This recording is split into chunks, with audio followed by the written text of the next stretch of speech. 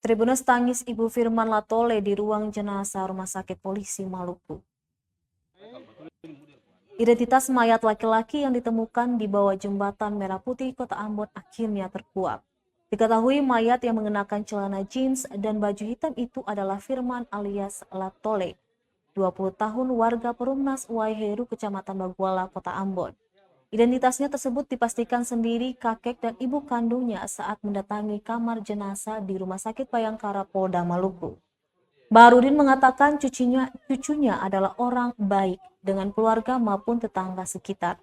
Sementara itu, ibu korban tak kuasa menahan air mata saat melihat jenazah putra tercintanya di kamar jenazah Rumah Sakit Bayangkara. Ibunya Hatijah menangis histeris saat melihat anaknya terbujur kaku dan dipenuhi luka. Terakhir kali dia mengaku melihat anaknya sedang mabuk minuman beralkohol bersama teman-temannya.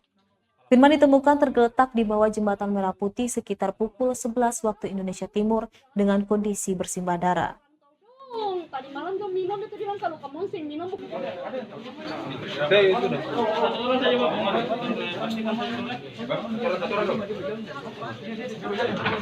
Dia berjalan anak perluna.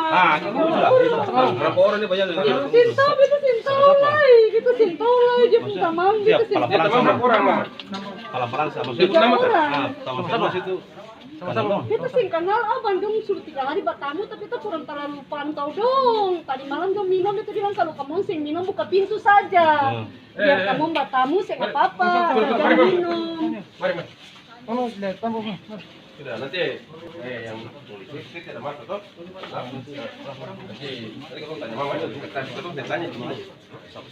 Karena ini bikin pertimbangan. Iya, makanya kita penting. Jangan kita tunggu kantor juga. Nanti di kantor dulu. Nanti tunggu dia dulu. Iya, banyak.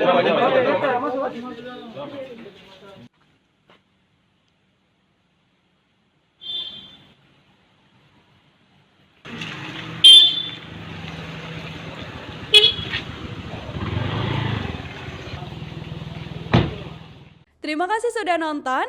Jangan lupa like, subscribe, dan share ya.